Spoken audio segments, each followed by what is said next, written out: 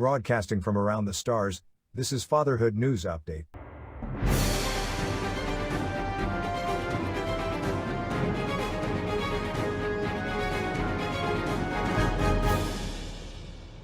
Good evening. Our top stories tonight. The Fatherhood Welcomes Remines. Remines natives. Response to the Fatherhood. The Sloth, in his own words.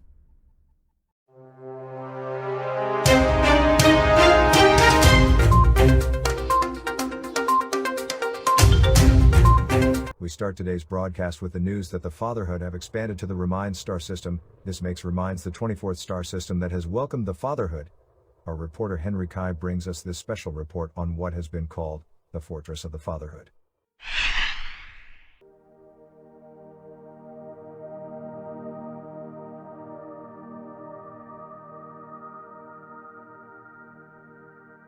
Remines, a short 28 light-years away from Hijangai, this agriculture and industrial star system is unique in that all the factions that inhabit it are native to the system. Factions like the Corporation of Remines Crimson Federal Industry, led by the CEO Hiba Williams, and the Dictatorship of Liberty Party of Remines, ruled by Hannah Rodriguez.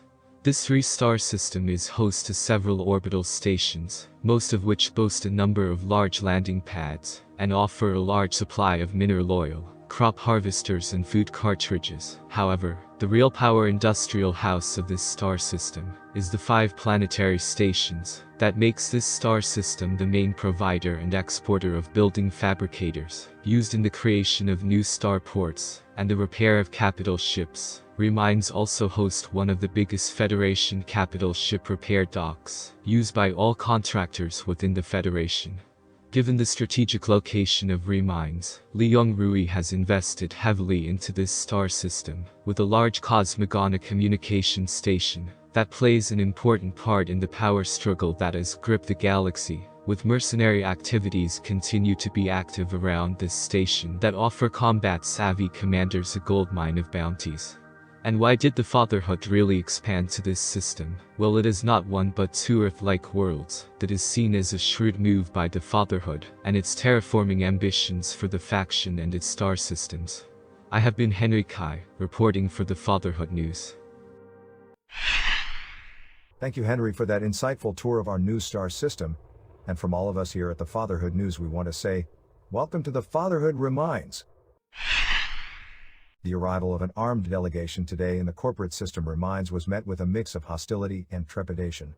Representatives of the Fatherhood and their guard made their way directly to the capital world, where they received a lukewarm reception at Porsche Gateway. After a brief private meeting with the station owners, the following statement was issued.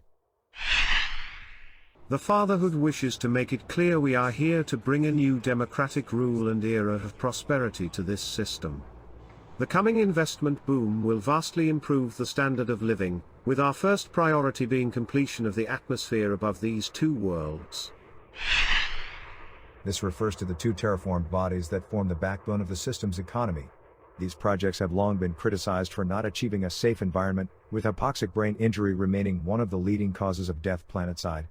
A spokesperson from the Liberty Party had this to say in a press conference when asked about the Fatherhood arrival. For too long our corporate overlords have put profit before people, cutting corners even on the air we breathe. The success and self-sufficiency of this system was built on the backs of us laborers, yet we see little in return.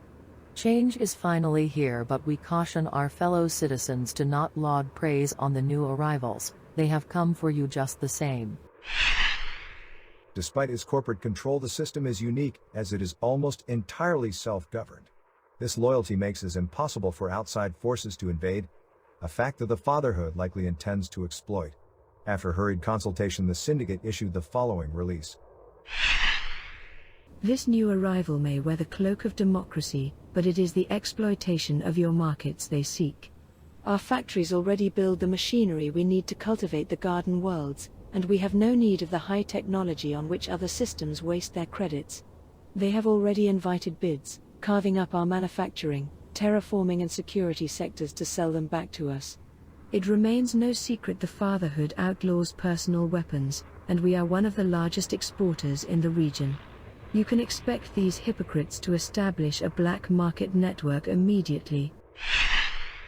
The Fatherhood news reached out to the Fatherhood for a comment. However, the Fatherhood simply stated that they don't answer baseless accusations.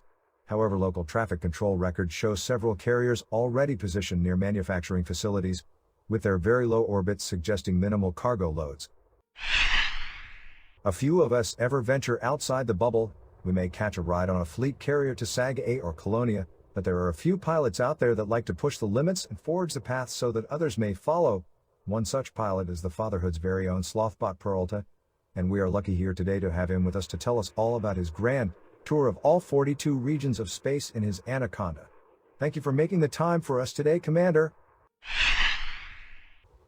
Thank you, happy to be here.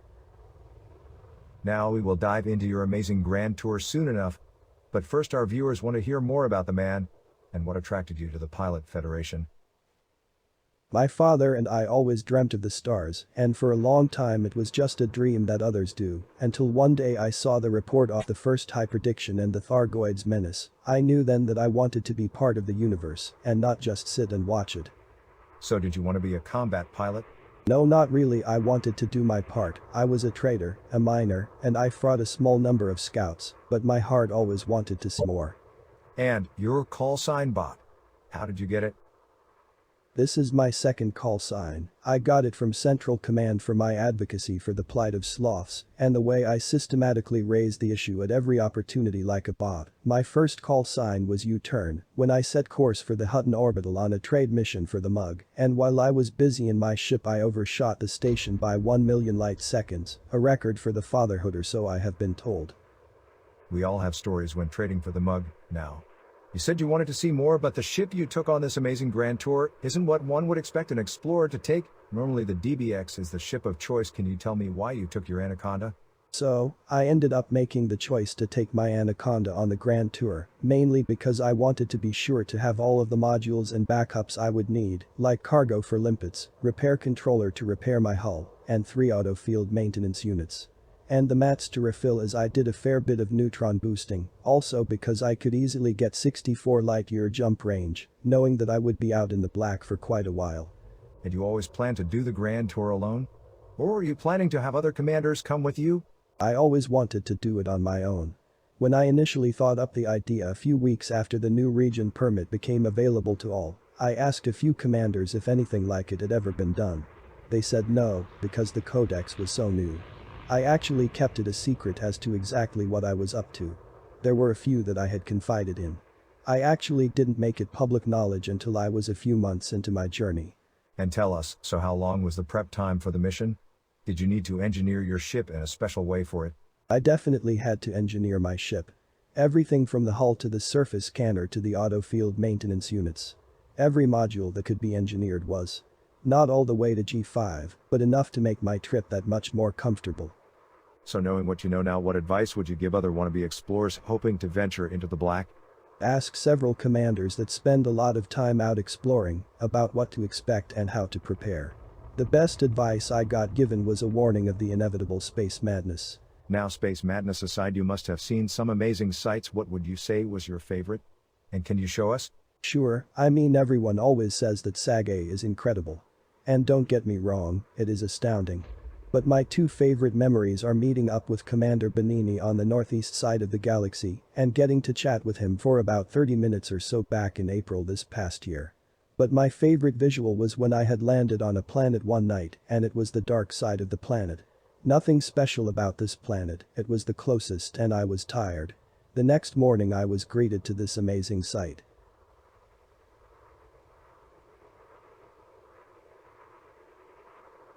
I must say it is a truly amazing sight. I am sure you had a few first discoveries. So many first discoveries. Too many to count. I haven't sold all of my exploration data yet, but so far I haven't turned in a system that was already discovered. I'm sure there are a few that won't belong to me. Now with all the prep and all the planning, things didn't finish as expected, and as we reported in the Fatherhood news last week, the Fatherhood managed to decipher your broken distress signal. I am sure all our viewers want to know the details of what happened. Of course. I had just hit the Zabalba region on the southwest side of the galaxy. It is quite difficult to get to if you aren't careful and patient. But, I was finally done. I had been to all 42 regions, and on my trip back home for the first time since I left Schwan Port in May of 3305. So I was very eager to get back and be officially finished. I was not going the same way I had previously used. Jumping my little heart out and being very unsloth-like. Then I noticed a string of 4 jumps to my next plot point that I couldn't make. I decided to turn around to go back the way I had come when I realized I had neutron boosted in and was unable to backtrack to a better route. I was stuck in a small pocket of about 10 or so systems. I started to panic. And luckily Commander Legion was able and willing to respond along with the rest of the distant Sloth crew. I owe my safe return and the completion of my journey to them. Astounding, the question on everyone's lips is, how was the chili? Yes, the bowl of chili and cornbread was delicious, and I am glad to finally be back in the bubble after so long out in the black. I did miss real food. And what's next now you're home? Will we be seeing you in the bubble more? What's next? Well, I have an idea for another exploration challenge. I actually thought it up while I was out on my journey. But I fear it is far too crazy even for me. But, we'll see what happens. Perhaps there is an explorer eager or foolish enough to attempt it. Thank you for your time today, Commander, and from all of us here at the Fatherhood News, welcome back. Thank you, Jim. That is all from me and the team here at the Fatherhood News team. Remember, don't dream of the stars, fly amongst them. Stay safe, Commanders, and good night.